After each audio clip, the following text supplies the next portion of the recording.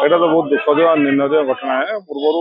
Biju Patnaik statue ଘୋଡ଼ା ହେଇକି ପ୍ରଶାସନ ତରଫରୁ ଥିଲା ତାର କାରଣ ହଉଛି ସେଠି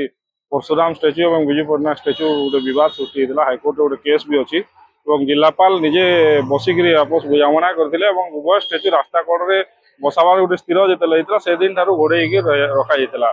କିଏ ପୁରାଲା କ'ଣ କିଏ ପୁରାଲା ସେଟା ପ୍ରଶ୍ନବାଚୀ ସୃଷ୍ଟି ନେଇছে କିନ୍ତୁ ସରକାର ବଦଳିଲା ପରେ ବିଜୁ ବାବୁଙ୍କ ପ୍ରତି ଅସମ୍ମାନ ସାରା ଓଡ଼ିଶାରେ ବହୁତ ଜାଗାରେ ଦେଖିବାକୁ ମିଳିଛି କିଛି ଦିନ ତଳେ କଟକରେ ରଙ୍ଗ ପରିବର୍ତ୍ତନ ସବୁଜରୁ ଗେରୁଆ ରଙ୍ଗ କରିଦିଆଗଲା ଏବେ ପୋଡ଼ି ହେଇଗଲା ତ ପ୍ରଶାସନ ଏବଂ ଏଇ ସରକାରର ପୋଲିସ କେମିତି ବିଜୁ ପଟ୍ଟନାୟକ ଷ୍ଟାଚ୍ୟୁକୁ ଗୋଟେ ସୁରକ୍ଷା ଦେଇପାରିଲାନି ସେଟା ଗୋଟେ ଛକ୍ ହଉଛି ବହୁତ ଗହଳି ଛକ୍ ସେଠି ପୋଲିସ ସବୁବେଳେ ଡ୍ୟୁଟି କରନ୍ତି କିଛି ଦିନ ପୂର୍ବେ ସେଠି ଏଠି ସିସିଟିଭି ଇନାଗୁରେଟ୍ ହେଇଛି ଏଇଟା ହଉଛି ଉପମୁଖ୍ୟମନ୍ତ୍ରୀଙ୍କ ନିଜର ଘର ସହର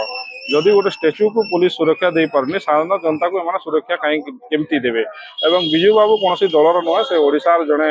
ସୁନାମଧନ୍ୟ ଲୋକ ସାରା ପୃଥିବୀରେ ଓଡ଼ିଶାର ନାଁକୁ ଆଗକୁ ନେଇଥିଲେ ଏବଂ ସେଭଳିଆ ବ୍ୟକ୍ତିତ୍ୱ କିଛି ଯଦି ପୋଡ଼ି ଦିଆଯିବ କୋଟି ରଙ୍ଗ ପରିବର୍ତ୍ତନ କରି ଦିଆଯିବ ଏଇଟା ବିଜୁ ପ୍ରେମୀ ଆକାରରେ ଏବଂ ବିଜୁ ଜନତା ଦଳର ଜଣେ କର୍ମୀ ଆକାରରେ ଏବଂ ସାଧାରଣ ଜନତା ମଧ୍ୟ ଏହାକୁ ଘୋର ନିନ୍ଦା କରୁଛନ୍ତି আর আগামী দিনে যদি এমতি ঘটনা ঘটবাকে আগুক কিছু ঘটিবা চাহে এই সরকার বিরোধে বিজু জনতা দল বহুত বড় আন্দোলন পন্থা আপনাইব।